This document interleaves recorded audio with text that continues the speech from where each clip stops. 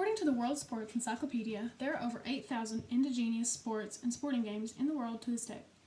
Well, a little over 100 years ago, there were only a handful of sports to play.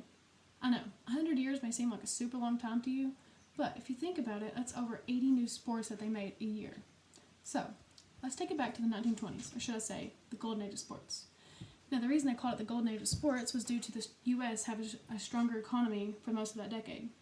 Many workers had more leisure time, there were newer and bigger stadiums built, also gymnasiums. The introduction of the radio made it easier for fans to listen to their favorite teams. And there were also improvements in the roads, which made it easier for fans to travel to the cities that the teams were playing so they could watch them. So, for the first time, large numbers of Americans began to pay money to watch other people compete in athletic contests, which was why they called it the Golden Age of Sports. So, back in the Golden Age, the famous sports included basketball, baseball, boxing, football, tennis, and golf. The most famous of them all was baseball, which brings me to the famous Babe Ruth. Now, Babe Ruth was a 7-time World Series champion, a 1923 All-MVP, a member of Major League Baseball's All-Century team, and voted Athlete of the Century by the Associated Press. He was famous for pitching, but mostly famous for being a slugger. I'm sure you probably wonder why they called him Babe. Well, there's a pretty funny story behind that.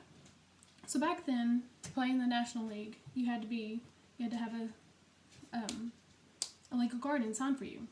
So, Jack Dunn, who was the owner of the minor league, which Babe Ruth was first brought into baseball in, he had to sign for him. So, teammates jokingly called him Dunn's New Babe. The joke stuck, and so did the nickname. Now, another famous athlete that really stands out to me is Gertrude Elderly.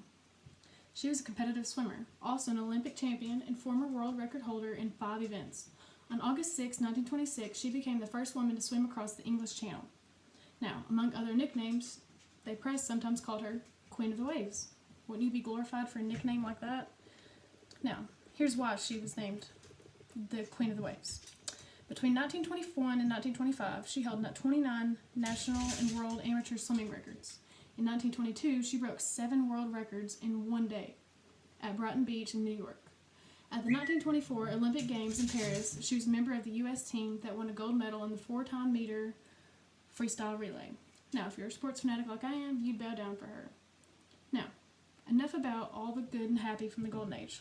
Let's talk about a serious problem from back then called segregation or racism. Like much of society, professional American sports are segregated in the first part of the 20th century, preventing black athletes from competing with white athletes. In baseball, there were established Negro leagues for African Americans to play nationally. The degree to which these degrading segregation policies hurt black communities in and outside of sports is immense, and not simply in the past.